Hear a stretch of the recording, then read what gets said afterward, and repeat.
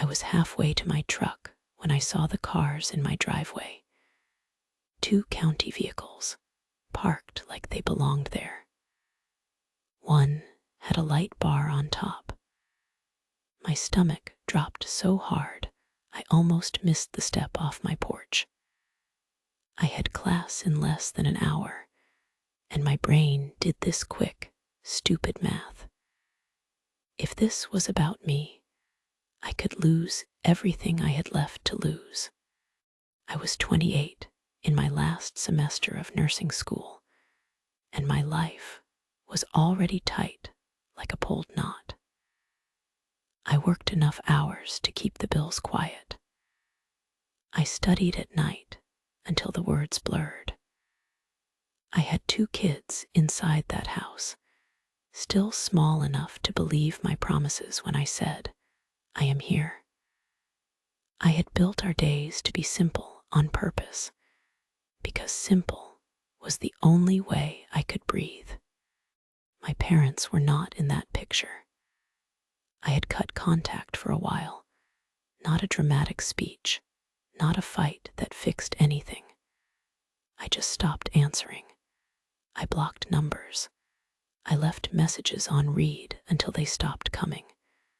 I did it because every time I let them back in, something broke. Plans, money, sleep, people. And I had finally reached a point where nothing was breaking. The house felt steady. My kids laughed without looking over their shoulders. I could focus long enough to remember why I wanted to be a nurse in the first place. That morning, I had been thinking about exams and clinical hours, the kind of stress you could measure and manage. I had been telling myself I was almost done, almost licensed, almost safe. I had no extra room for anything else, not in my schedule, not in my mind, not in my home. Everything was already full: school, work, parenting. And then the system showed up. The front door opened behind the cars. 2 people stepped out, a man and a woman, both holding folders like shields. They looked calm in the way officials looked calm, like whatever happened next was already written down. The woman saw me and lifted her hand, not a wave, more like a stop sign. I stood at the edge of my driveway, keys in my fist, watching them walk toward me. The woman said my name to make sure I was really me. Then she said my little brother's name, and I understood those cars were not there by accident. They stopped a few feet from me like I might run. The woman held her badge up, then lowered it and spoke in the slow, careful tone people used when they carried bad news for a living. She said she was with Child Services. She asked if we could talk somewhere private. I told her I had class. I heard my own voice crack on the word class, like it was the only thing I could hold on to. The man glanced at his folder and said, "We will not take long." Then he asked, "Are your children inside right now?" My first thought was that something had happened to my kids. My heart started beating in my throat. I said yes. They were inside. They were fine. And I stepped sideways so my body blocked the view of my front door. The woman noticed and nodded like she understood the instinct. Then she said my little brother's name again, and it hit me that this was not about my kids. It was about a problem I had tried to lock outside my life. She told me my brother had already been removed from my parents' home. She said it like it was paperwork, like it had been decided weeks ago. I stared at her and realized I did not know anything. I had cut contact. I had blocked them. I had been studying for exams and packing lunches and pretending my family could not reach me. The man said my brother had been staying with another relative first. That placement had failed. He did not say why, not at first. He just said it was not safe and it could not continue. He flipped a page and asked questions about my home, my work, my schedule, if I had any criminal history, if I had spare beds. Questions that turned my front yard into an interview room.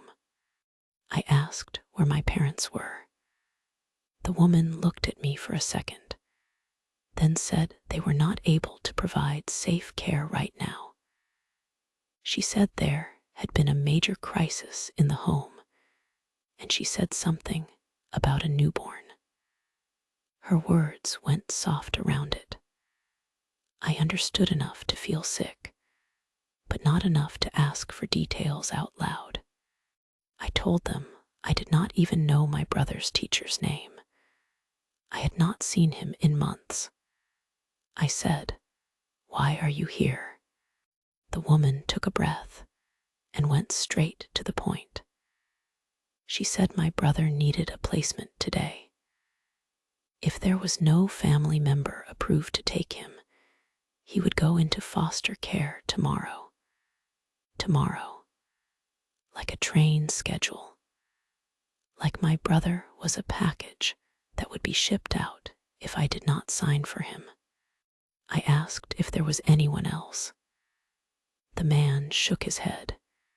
He said they had called and checked.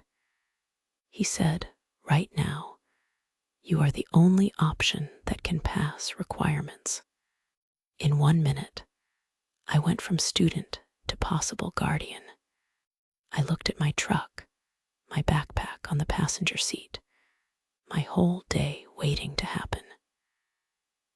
Then the woman leaned closer, lowering her voice like she was about to tell me something that could not be unsaid. She said, "Before you decide, you need to understand something." She said, "He is violent." The word violent made my mouth go dry. I asked what that meant because I needed it to mean something small. A kid who threw toys. A kid who yelled. The woman did not soften it. She said he hit adults. He kicked. He bit. He destroyed rooms when he got overwhelmed. She said he did not calm down when people tried to comfort him. She said he got worse. I remember staring at her folder like it could explain my own family better than I could. I asked why he had been removed in the first place. I expected to hear about drugs or neglect, something I could name and hate from a distance. The man paused, then said there had been a crisis in the home. He said it involved a baby. He said my parents had brought a newborn into that chaos, and the baby did not survive. I did not ask how. I could not. The air felt thin, like I had stepped too close to the edge of something deep. I had been studying medication doses and lab values while that happened. I had been making dinner for my kids while my brother was living through something I could not even picture. And nobody had told me. That part hurt in a specific way. It was guilt, but it was also anger. I had cut contact to protect my peace, and now the price of that peace stood in my driveway with a folder and a deadline. I kept thinking, if I had answered one call, would I have known sooner? Would anything have changed? Or would I have just been pulled under with them? The woman said they had tried family first. She named a relative I had not spoken to in years. She said my brother had been placed there right after removal. For a moment, I felt relief, like someone else had already stepped up, and this visit was a mistake. Then the man said it did not work. He said the home could not keep him safe or keep others safe. He said there were incidents at night. He said the caregiver had called for help more than once. He did not give details, but he did not need to. The words failed placement told me everything. A child small enough to need a booster seat had been too much for an adult home to hold. I asked why they did not find another family member. The woman said they tried. Some could not pass background checks. Some did not have space. Some refused. And some said yes, then disappeared when paperwork started. She looked past me at my house, at the curtains, at the quiet. She said, "You have stable housing. You have income. You have no record. You are the only family option we have right now." This was not a planned adoption. It was an emergency handoff. My phone buzzed with a school reminder, like my life still believed in schedules. I swallowed and asked the question I was afraid to ask. How bad was it really? The woman did not look away when she answered. She said, "He has harmed animals." When she said he had harmed animals, my brain tried to reject it. I pictured my brother as a toddler with a round face and sticky hands, not as someone dangerous. Then I pictured my own kids inside the house, small shoes by the door, quiet cartoons on the TV, and I felt fear rise like heat. I asked what foster care would look like. The man answered without emotion. He said it would be a temporary placement at first, then another if he did not stabilize. He said there was no guarantee he would stay close. He said, children like him move a lot. Children like him, like my brother was already a type. I looked at their faces and understood the question they did not ask out loud. Are you willing to bring violence into your home? Are you willing to risk your kids? Are you willing to throw nursing school into the fire for a child you barely knew anymore? Because I barely knew him. I hated admitting that, but it was true. I had been distant for months. I had missed birthdays. I had missed whole seasons of his life. He was 6 now. A kid I should have been able to describe. His favorite color, his fears, the sound of his laugh. Instead, the only description I was getting came from a folder in a stranger's hands. My mind started stacking the choices like blocks. If I said no, he went to a house with strangers tomorrow. A new bed, new rules, new faces. And he would test them the way he tested everyone, because that was what scared kids did. Then he would get moved again, because nobody would want to be the one to keep a violent child. And after enough moves, he would stop believing anyone could be permanent. If I said yes, I risked my kids. I risked my job. I risked failing school after everything I had put into it. I risked turning my home into the same chaos I had spent years escaping. I remembered being younger, watching adults look away when things got bad. I remembered wishing just one person would stay steady. Not perfect, just steady. I asked the woman what she needed from me right then. She said they could start the emergency kinship placement if I agreed. She said there would be home visits, background checks, safety requirements. She said I would have to supervise visits with the parents if the court ordered it. She said there would be meetings, paperwork, calls that came at the worst times. Then she added very quietly, if you take him, you need a plan to keep everyone safe. Doors with locks, animals secured, sharp objects put away. You cannot treat this like normal parenting. I heard the truth under her words. She had seen families say yes and then fall apart. My throat tightened. I thought about tomorrow morning, his small body in a foster car, leaving our town, leaving his name behind like it did not matter. So I said yes. I said it before I could talk myself out of it. I said it while my hands shook. I said it while my phone kept buzzing with reminders that my life had been built for something else. The man nodded and began explaining the next steps like a machine. The woman looked relieved and worried at the same time. I stood there in my driveway and realized I had just changed the shape of my entire life.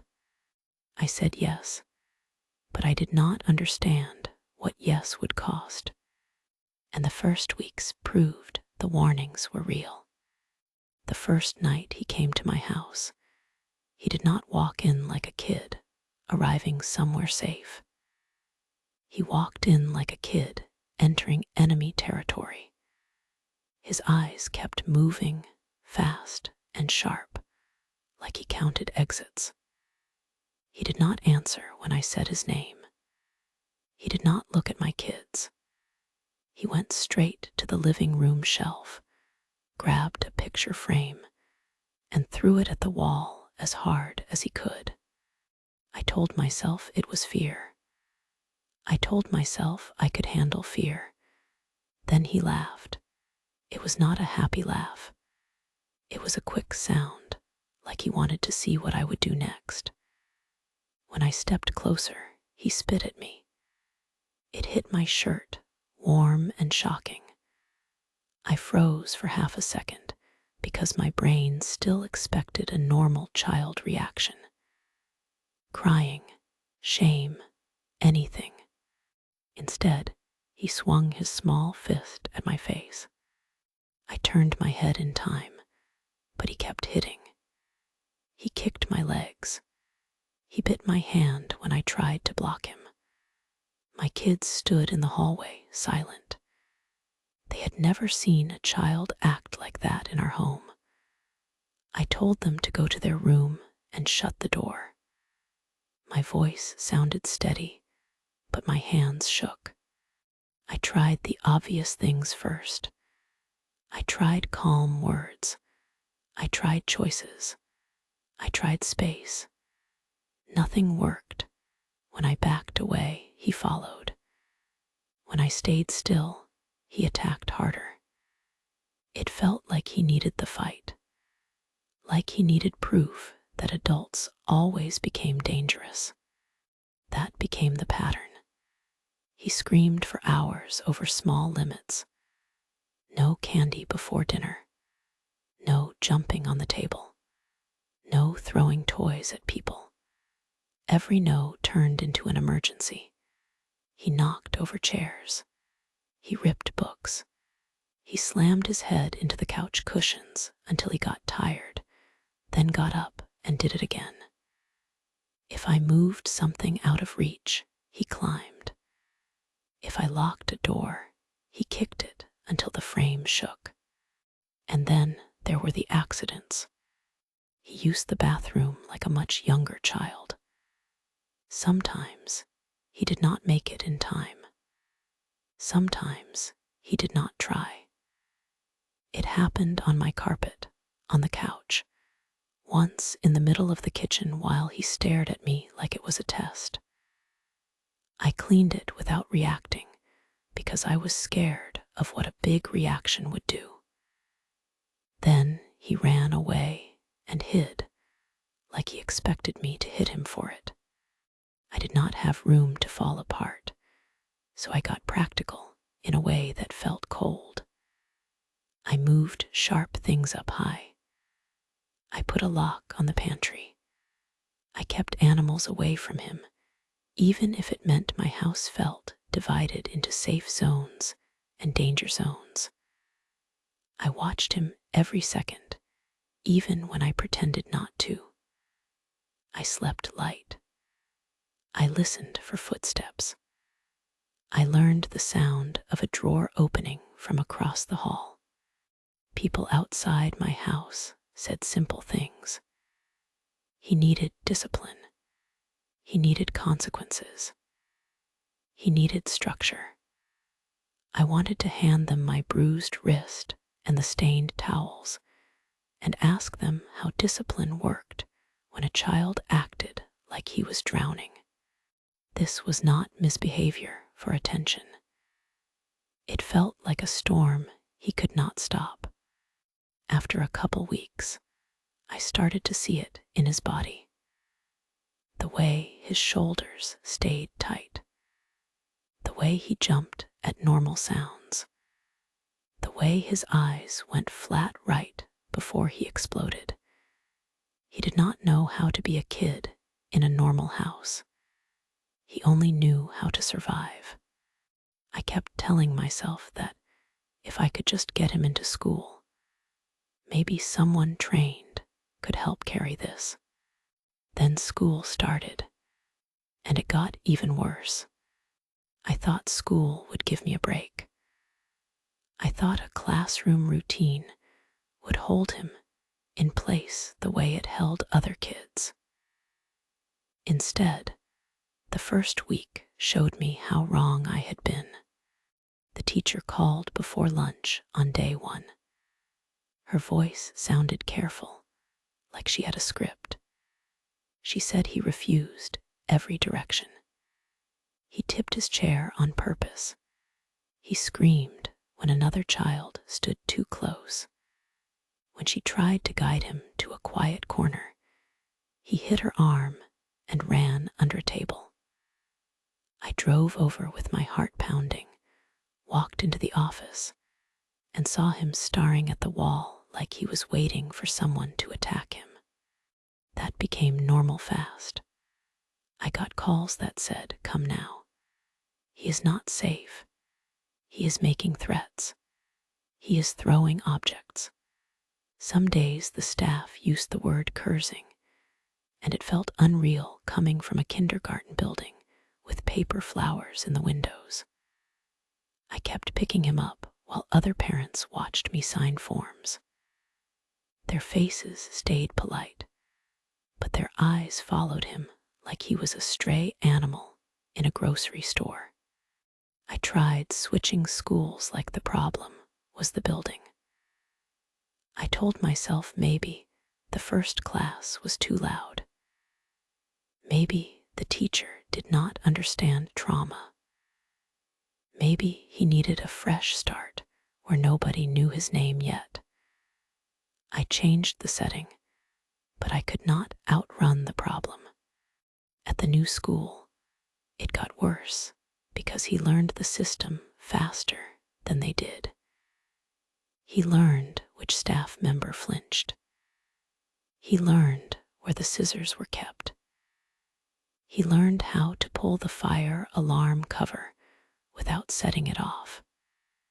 He learned that if he acted big enough, adults backed away. The teacher started documenting everything. She showed me papers with times written down in neat lines. 9:10, he threw crayons. 9:14, He hit another student. 9:17. He tipped a desk. She was tired and still trying to be kind, and that made me feel even more helpless. I wanted to promise her it would stop. I could not promise anything. Then came the day. They cleared the room. The call came in the middle of my clinical shift. The office number flashed on my phone, and I felt my stomach twist before I even answered. A staff member said, "You need to come immediately." She did not explain at first. She just repeated it like an alarm. When I arrived, I heard him before I saw him. A high, raw scream that did not sound like a child playing. The hallway outside the classroom was crowded with adults. The door stood open, and the classroom looked wrong. Chairs were scattered. Bins were dumped out. Paper was everywhere like snow.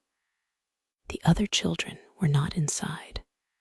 A staff member told me they had evacuated the class to the library because he was destroying the room, and they could not keep the other kids safe.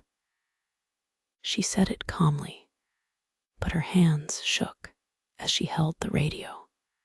My brother stood in the middle of it, red-faced, breathing hard, gripping a broken plastic bin like it was a weapon. When he saw me, he did not run to me.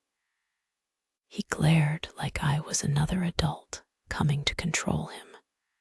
I walked in slow, speaking soft, and I felt every eye on my back. I felt shame, but more than that, I felt fear. Not of him hurting me. Fear of what this meant for his future, and for my home, and for my kids. After it was over, the principal sat me down and closed the office door. She did not blame me. That almost made it worse. She said, "We cannot meet his needs here." Then she said the sentence that changed the next year of my life. She said he needed a different kind of program. They placed him in a specialized program that everyone spoke about in lowered voices, like it was a last door before something worse. It was still a school, but it did not look like the bright kindergarten halls with art on every wall. It looked like a place built for emergencies. Small classrooms, heavy doors, staff trained to step in fast, visual schedules taped everywhere, like the building itself tried to keep children from falling apart. On the first day, a staff member explained it to me in simple terms. They said some kids could not function safely in public school yet. They said this program focused on routines, regulation, and safety before academics. They said, "We will work with him, but you need to stay available." Stay available. I nodded like it was possible. At the same time, I was in my last semester of nursing school. I lived by calendars and deadlines, exams, clinical hours, group projects. If I missed too much, I failed. It did not matter why. The rules did not care that a 6-year-old had entered my life like a storm. The calls started the first week. My phone buzzed in the middle of lectures. It buzzed during skills lab. It buzzed during clinical shifts when my instructor watched everything I did. The number on the screen became a trigger. My body reacted before my mind did. Heat in my face, tight throat, that instant math of distance and time. If I answered, and they said, "Come now." Everything else ended. Some days I walked out of class with my bag half open and my notes still on my desk. I did not explain. I could not every time. People started looking at me like I was unreliable, like I did not take school seriously. They did not see me sitting in my car afterward, gripping the steering wheel, trying to slow my breathing before I drove. The program tried. I could tell they did. They used calm voices. They used clear rules. They praised small wins that sounded ridiculous to outsiders. He stayed in his seat for 3 minutes. He used words once. He did not hit anyone today. But there were still days he exploded so hard they could not bring him back. They called those early dismissals. The words sounded polite. The reality was a staff member blocking a door while my brother screamed and kicked at the air, and me signing him out while my stomach turned. This went on for 9 months. 9 months of building my life around a phone. Every plan I made depended on one thing: whether I got that call. Then my job started slipping into it too. I worked in an emergency department, and that place did not bend for anyone. People came in bleeding, panicking, overdosing. The shift was a machine, and if you stepped away, everyone else had to carry your weight. I left anyway. I left because the program required pickup.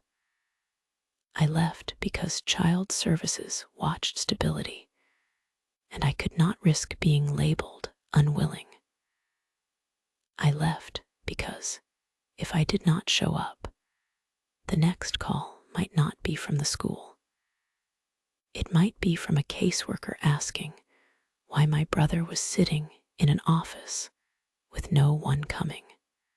Each time I walked out of the emergency department, I expected my manager to stop me. I expected to be fired in front of everyone. I expected to lose the income that kept my house safe. I did not fail school. I did not lose my job. I held it together on paper. But inside, something in me started to thin out, like fabric pulled too tight for too long. Even with help, I started to break. I stopped trusting my own instincts because every normal parenting trick failed. Timeouts made him worse. Rewards made him suspicious.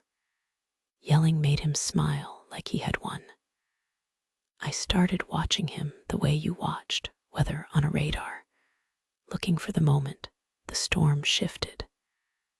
I hated that I thought about my 6-year-old brother like a threat, but I also had 2 other kids in my house, and I could not pretend love alone kept anyone safe. So I searched for answers at night when the house finally went quiet. I read parenting books until my eyes burned. Some of them sounded confident, like children were simple puzzles. Those books made me feel crazy because nothing in my home was simple. Other books talked about fear and survival responses, and those pages made my stomach drop. They described behaviors I saw every day, and the words made me imagine what he had lived through before he ever reached my door. I called until I found a therapist who would take him. The first appointment felt like a test I could fail. My brother sat on the edge of the chair like he might bolt. When the therapist spoke gently, he stared past her face. When she offered toys, he grabbed the hardest one and threw it at the wall to see what happened. Afterward, she did not call him bad. She did not call me weak. She said he acted like a child who did not feel safe in his own body. She said we needed consistency, not punishment. She said we needed a plan for crises, not just rules for good days. She told me to lower my expectations and raise my structure, and that sounded backwards until I realized my expectations were crushing both of us. I started therapy for myself too, because I felt like I lived on the edge of panic. I jumped when my phone rang. I woke up already tired. I snapped at my own kids, then cried in the bathroom because I had become someone I did not recognize. In my sessions, I admitted the thought I was ashamed of. I admitted that I was scared of him. We began weekly joint sessions, the three of us in the same room. The therapist coached me in real time. She helped me keep my voice flat when he tried to bait me into anger. She helped me name boundaries without threats. She helped me praise tiny steps that did not look like progress to anyone else. He sat for 1 minute. He kept his hands to himself once. He looked at me when I said his name. It did not feel like fixing him. It felt like building a fence in the dark, one board at a time, while something slammed into it from the other side. Then new behaviors appeared that made my blood go cold. I noticed things that did not fit his age, words he should not have known, the way he acted around my other kids sometimes, too curious, too intense. It was not constant, but it was enough that I could not ignore it. I felt sick just thinking it, because the idea behind it was worse than any tantrum. It meant someone might have hurt him in ways I did not know how to say out loud. I reported it. My hands shook when I made the call, because I knew what reporting meant. Questions, interviews, people looking at my home like a crime scene. My brother being asked to explain things he could not explain. And I was terrified of what they might find, and terrified of what they might not find. The investigation moved slow and careful. Professionals spoke to him in quiet rooms. They asked me for details I did not have. They looked for proof that did not exist in my hands. In the end, they said they could not confirm enough to take action. They did not say it did not happen. They said they could not prove it. That answer did not bring relief. It left a hole in the middle of my chest, because now I had to live with not knowing and still protect everyone. I drove home with my brother in the back seat, humming like nothing had happened, and I realized how alone I was in this. And then I did something I never thought I would do. I drove to the courthouse with my brother's backpack, still sitting by my front door, like a dare. The house had been quiet for the first time in weeks, not because things were better, but because he had finally fallen asleep after screaming himself hoarse. I left him with a trusted sitter and told myself it was only for an hour. My hands stayed tight on the steering wheel the whole way, like if I loosened my grip, I would fall apart. The streets looked normal. People walked dogs. A man carried coffee.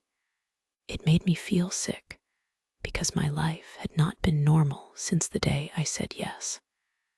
I kept thinking about my own kids at home, the way they watched me now, careful and quiet. I thought about the bruises on my arms that I hid under long sleeves at school. I thought about the calls from the program, the meetings, the reports, the feeling that I lived on a timer. At a red light, I caught myself imagining the house without him, not in a cruel way, in a desperate way. No screaming, no broken things, no fear that my kids would walk into the wrong room at the wrong time. No sleep with one ear open. The thought brought relief so fast it scared me. Then shame hit right behind it, because the next picture in my head was him in a stranger's home again. Another bed, another set of rules, another adult deciding he was too much. I remembered what the caseworker said about kids like him moving a lot. I knew he would act worse at first, because that was what he did when he felt abandoned. And he had every reason to believe abandonment was the only ending. The courthouse parking lot was half full. I sat in my truck and could not make myself get out. My chest felt heavy, like something pressed down on my ribs. I looked at the building and thought about how official it was, how simple it would look on paper. One signature, one decision, and my brother would become someone else's problem. I walked inside anyway. The air smelled like old carpet and stress. People sat in plastic chairs, holding folders. A security guard watched everyone without expression. I told the front desk why I was there, and the words came out flat, like I was reporting an address change. I need to relinquish custody. The person handed me forms like this happened every day. Maybe it did. That thought made my stomach twist, because it meant other people had sat where I sat and reached the same end. I held a pen and stared at the line where my name would go. My hand shook so badly the tip scratched the paper. I could hear my therapist's voice in my head telling me to breathe. I could hear my brother's screams in my head, louder than anything else. I could see my kids flinching when he slammed a door. This was what burnout looked like, when there was no time to rest. I signed, and when the ink dried, I felt two things at the same time. A wave of relief so strong it almost made me dizzy, and a fear so deep it made me want to vomit, because I knew what I had just done. 2 days later, I did the opposite. I woke up the next morning with the courthouse papers still in my bag, and it felt like I had brought a bomb back into my house. My brother ate cereal at my table like nothing had changed. He kicked his feet against the chair legs and hummed to himself. Every small sound he made felt sharp, because I kept seeing that signature line. All day, I waited for relief to return. It did not. The quiet in the house did not feel peaceful. It felt like a pause before something awful. That night, after I put my kids to bed, I stood in the hallway and listened to my brother breathe through the cracked door. I expected to feel free. Instead, I felt like I had just proven his worst belief, that adults always left, that love always ended when he got too hard to handle. I told myself he would not remember. Then I remembered his face the first night he arrived, the way he watched every door. Kids like him remembered everything. They remembered tone, distance, footsteps. They remembered who stayed and who did not. The second day was worse because my mind kept splitting in two. One half listed facts like a nurse, safety risks, school instability, impact on my other children. The other half kept seeing him as a little boy who had learned to fight before he learned to read. I kept thinking about what he did not have: a stable adult, a predictable home, a chance to calm down without being punished for it.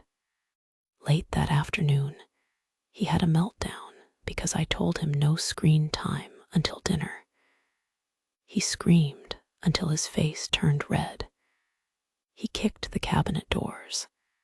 He tried to spit on me again. And I did what I had practiced in therapy. I stepped back. I kept my voice low. I repeated the same sentence: dinner first, screen after. He raged for a long time, then slid down the wall and cried like he had been holding it in for years. When he finally looked up at me, his eyes were wide and wet.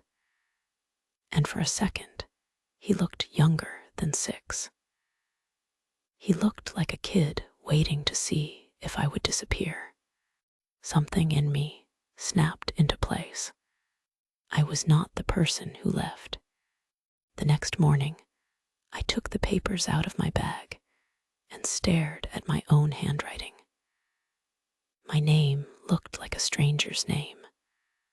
I called the number I had been given, and my voice shook when I asked what I needed to do to stop it.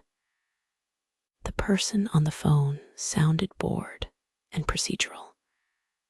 They told me what forms to file and where to go. It took less than an hour to undo what had taken me months to consider. That was the part that scared me the most. When I got back to my truck, I sat there and made a promise that felt bigger than anything I had ever said out loud. I promised I would stop measuring my days by whether I could endure them. I promised I would measure them by what he needed to get through them safely. The story turned when I stopped asking, "Can I handle this?" and started asking, "What does he need today?" I doubled down on structure. I showed up to therapy even when I felt numb. I kept rules simple and the same every day. I stopped trying to win arguments with a terrified child. I focused on safety, routine, and repair after the storms. But even after I chose him again, the world around us still kept score, and the consequences were already waiting for us. My house did not feel like one home anymore. It felt like two separate worlds sharing the same walls. In one world, my 2 kids tried to be normal children. In the other world, my little brother lived like every moment was a threat, and he made the whole house live that way with him. I started noticing what it did to my kids in small, painful ways. They asked before they laughed. They watched my face before they asked for snacks. They stopped bringing me little problems because my eyes always looked tired, and they had learned that tired meant danger could come. When my brother screamed, they went quiet without being told. They moved like guests in their own home. That guilt hit me harder than any bruise, because I had chosen to take him in, but they had not chosen this. They did not understand child services or trauma or case plans. They only understood that their parent kept leaving rooms fast, like something was always on fire. My attention became a ration. I tried to divide it fairly, and it never worked. If I focused on my kids, my brother escalated. If I focused on my brother, my kids looked at me like I had forgotten them. Some nights I sat on the floor of the bathroom after everyone finally slept, pressing my hand over my mouth so nobody heard me cry. I prayed, even when I did not know what I believed. I prayed for patience. I prayed for my kids to stay soft and safe. I prayed for my brother to stop looking at me like I was the enemy.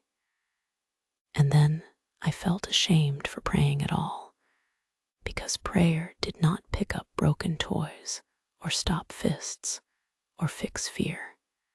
Therapy continued. Some sessions made me feel hopeful. Others made me feel exposed, like someone had turned on a bright light and showed me how little control I had. The therapist told me again and again that my job was safety and consistency, not perfection, not speed, but my life did not allow slow healing. Nursing school did not allow it. Work did not allow it. The case system did not allow it. My other kids did not allow it. I kept going anyway. I stayed in school by doing assignments late at night, when the house finally stopped shaking. I stayed at my job by taking extra shifts when I could, trying to prove I was still reliable. I acted calm in public, then felt my hands shake in the car afterward because I had held everything in all day. Even when you did the right thing, someone in the house paid a price. There were moments when I hated myself for thinking it, but I wondered if my kids would remember this year as the year their home stopped belonging to them. That fear made me overcompensate. I planned little things I could control, like movie nights and simple routines, and then watched them get canceled when my brother exploded. But then, slowly, something shifted. The calls from school did not stop, but they came a little later in the day. The meltdowns still happened, but sometimes they ended faster. There were evenings when my brother stormed off, then came back on his own and sat near us without hitting or yelling. Then something changed. The emergencies became less frequent. The first sign that things changed did not look like a breakthrough. It looked like silence. One morning, my phone stayed dark through the entire school drop-off window. Then it stayed dark through lunch. Then it stayed dark until dismissal. When I picked him up, the staff did not walk him out like they expected a fight. He came out with a crumpled paper in his hand and did not throw it at me. He got in the car and buckled his seatbelt because I told him to, and that simple click sounded like a door finally closing. I did not trust it at first. I waited for the next day to punish me, but the pattern kept repeating. Days passed where nobody called me to come get him. Weeks passed where my coworkers stopped looking at me like I might vanish mid-shift. In class, I sat through lectures without feeling my heart race every time someone's phone buzzed. I still kept my ringer loud. I still carried my keys like a habit. I just did not need them as much. Progress did not arrive all at once. It arrived as fewer phone calls. At home, The changes came in small, careful steps. He stopped having accidents. At first, it was 2 dry days in a row, then a full week, then months. When I realized it had been a year, I felt a strange grief, like I mourned how long he had lived without that basic control. I did not celebrate in front of him. I just noticed it quietly and kept the routine steady, because I had learned that big emotions, even happy ones, could knock him off balance. The animal fear in my chest eased too. I watched him around pets the way you watched a stove burner, ready to pull him back. But he stopped going after them. He learned to use gentle hands because I showed him the same way every time. If he got rough, I interrupted it fast and calm, and he backed off. I did not have to say it twice forever.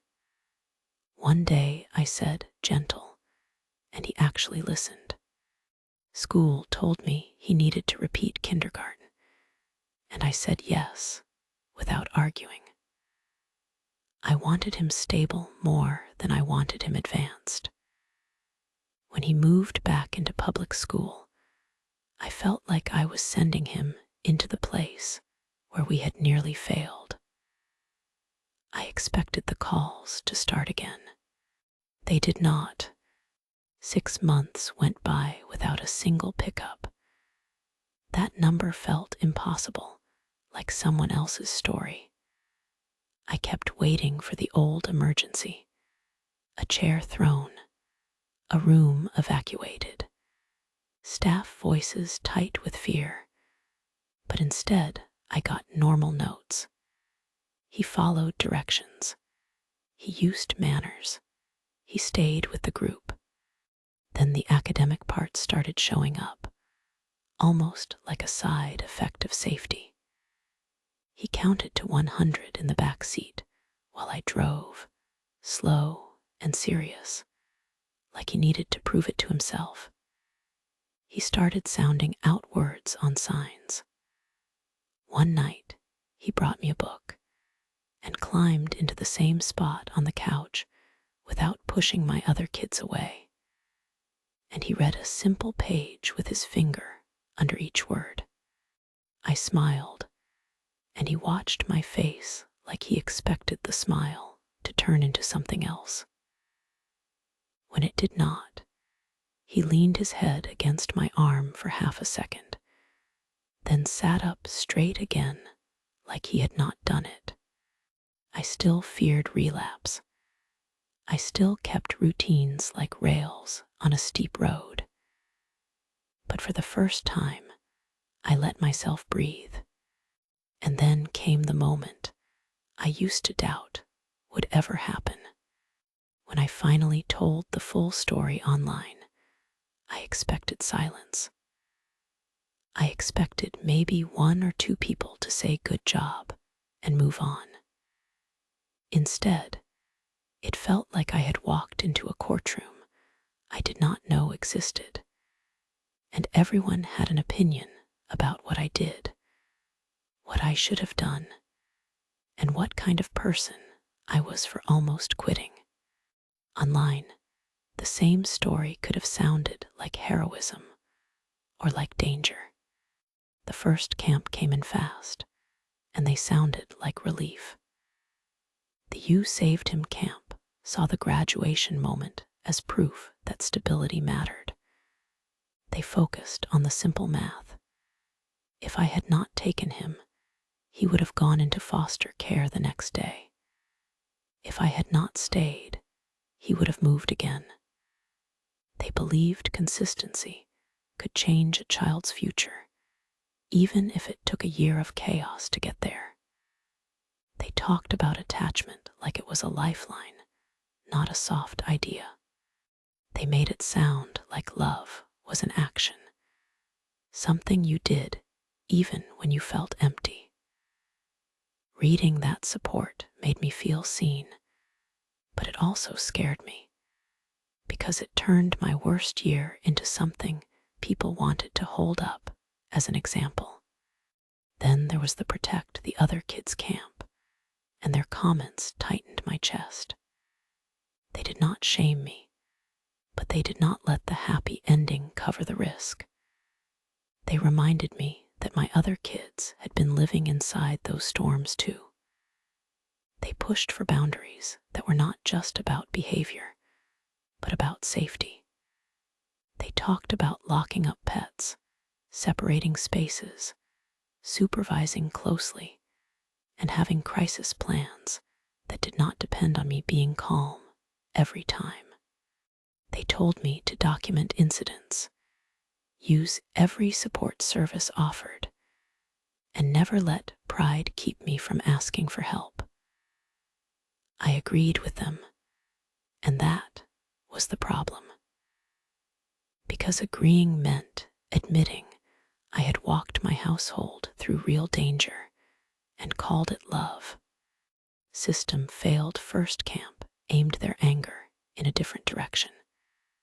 They pointed at my parents and the unstable world my brother came from. They pointed at child services arriving with a deadline and a warning, then leaving me to carry the daily reality. They pointed at schools that could not handle him, and at how long it took for the right placement and therapy to line up. In their view, I was not a hero. I was a last-minute patch on a broken system. They said I should not have been the only plan. Reading that made me feel less alone for about 10 seconds. And then it made me feel worse. Because if they were right, it meant the pressure had never been fair. And fairness did not change the fact that I still had to live it. Another camp tried to name what they believed they were seeing. This is trauma behavior. They did not excuse the violence, but they explained it as a child operating from fear, like his nervous system had been set to emergency and never turned off. They focused on regulation. They cared less about him counting to 100 and more about him stopping before hitting. Less about reading and more about him recovering from disappointment without breaking the room.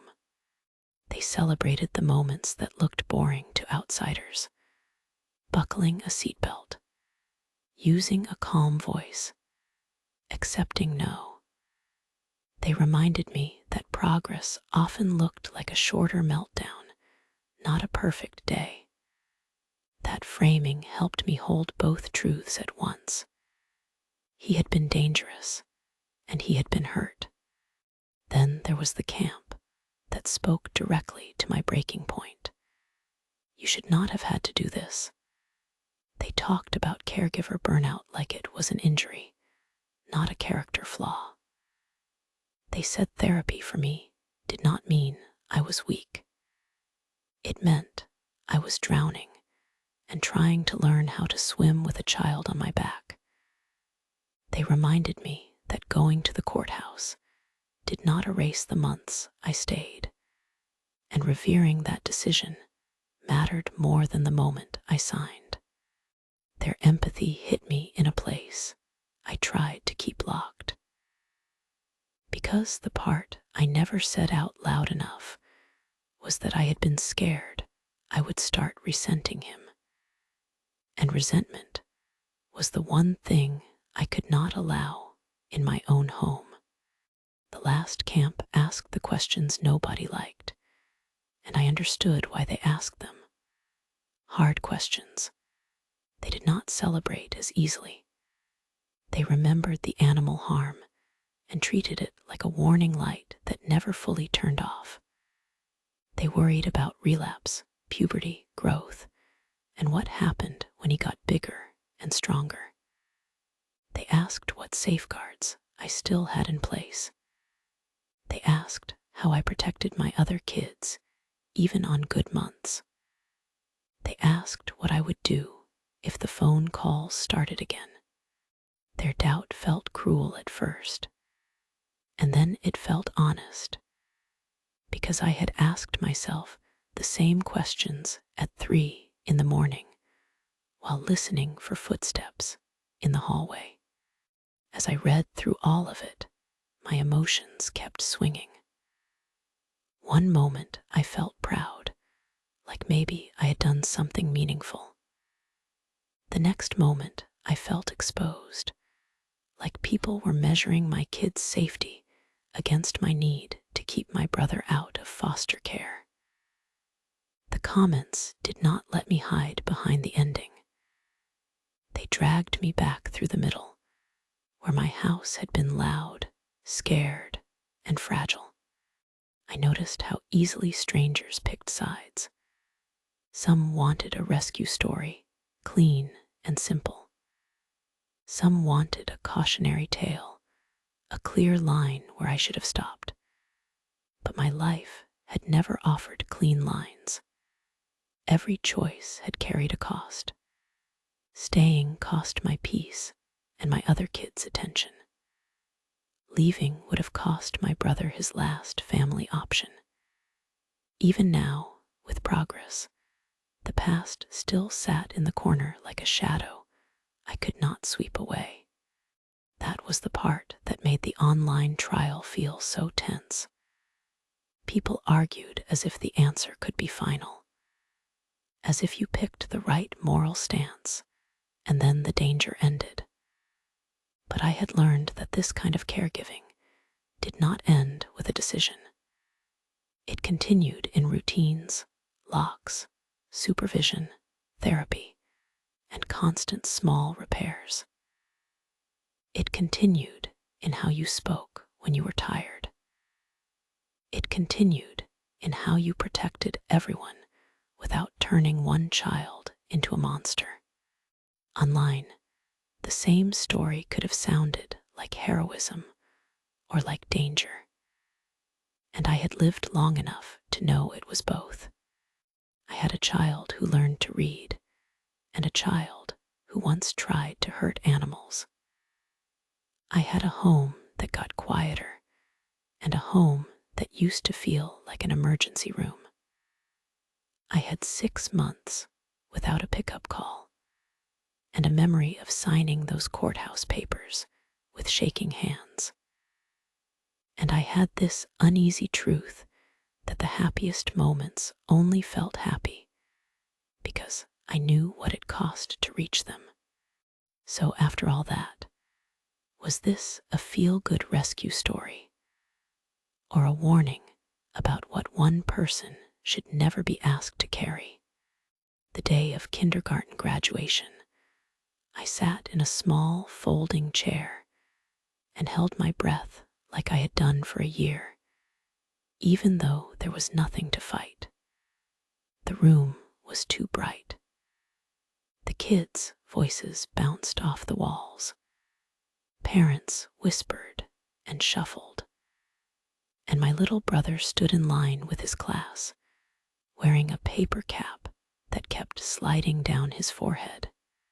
I watched his hands more than his face. That was what trauma had done to me. I watched for clenched fists. I watched for the twitch that used to come right before he exploded. I watched for the moment a teacher stepped too close and he tried to hit.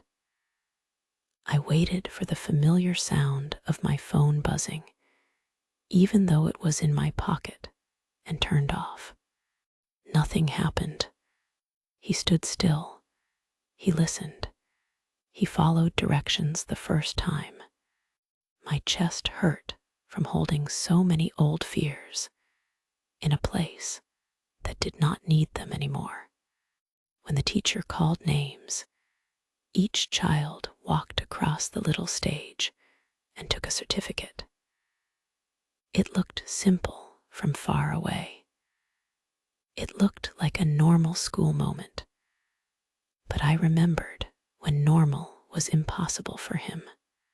I remembered the days I had to pick him up early because a classroom could not stay safe with him in it.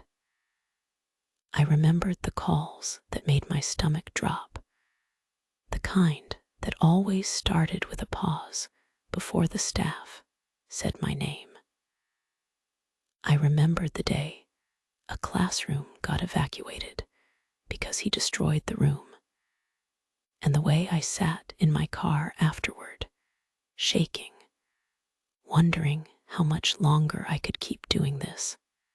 I remembered home too, the screaming that did not stop, the hitting and spitting, the accidents that made him look ashamed and angry at the same time, the way my other kids went quiet when he got loud, the way I learned to listen for movement at night because I did not trust that everyone would stay safe while I slept. I remembered the courthouse pen scratching paper and the cold relief I felt for half a second before it turned into fear. All of that lived behind this moment, like a shadow nobody else in the room could see. Then it was his turn. He stepped forward when his name was called. He walked across the stage without running. He did not shove anyone. He did not freeze. He did not look for an exit. He took the certificate with both hands, like it mattered. For a second, he looked out into the crowd, scanning faces the way he always had, checking for danger.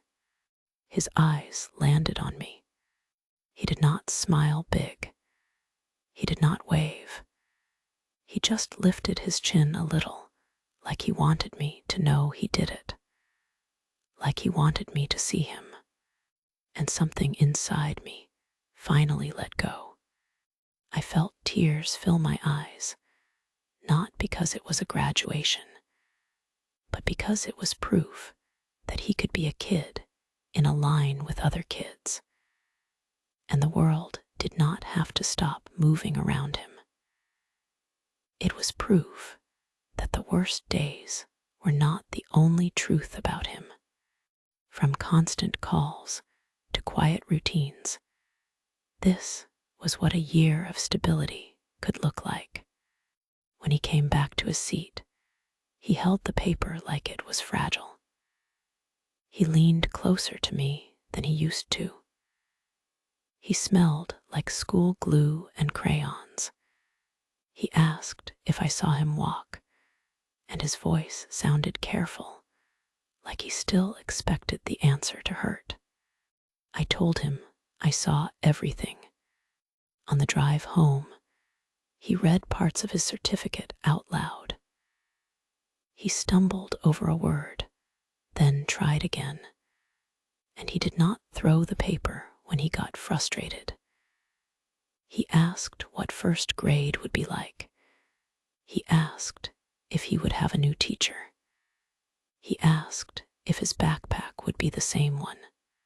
Questions like that used to feel dangerous, because the future used to feel like a place he could not reach. That day, the future sounded real. That was when I realized something else too. Somewhere between the alarms and the therapy sessions and the routines, he stopped feeling like only my brother. He still was my brother, but he also became something heavier and closer. He became my responsibility in a way that did not fit the word sibling. He became the child I protected, the child I taught, the child I stayed for. In my heart, the label shifted. It did not feel like a legal change. It felt like an identity change. I used to think love was a feeling that came easily when someone acted lovable. I learned it was a choice you made over and over when someone acted impossible. I learned it could still have rules. It could still have boundaries. It could still protect the other children in the home. But it had to stay. That did not mean I forgot what he was capable of. It meant I refused to believe that was all he was. I believed he would do big things one day, not because he was special in a movie way, because he already did something that felt impossible. He learned to trust without needing to test me every hour. He learned to control his body. He learned to stay. And I felt grateful in a way that made my throat tight, because I almost gave up right before the turn happened. If you listen to this and you were in a situation like mine, I wanted you to think about the question that haunted me from the start. What would you have done if you were the last safe option for a child? Where would you have drawn the line between compassion and safety? What support systems would you have demanded? And what rules would you have put in place to protect everyone in the house? If you had thoughts, I wanted you to leave them in the comments, because stories like this never had easy answers. And if you wanted more real life breakdowns like this, I hoped you subscribed, because I kept telling these stories for the people who lived them in silence. The next chapter of his life was unwritten, and it depended on what happened after the applause ended.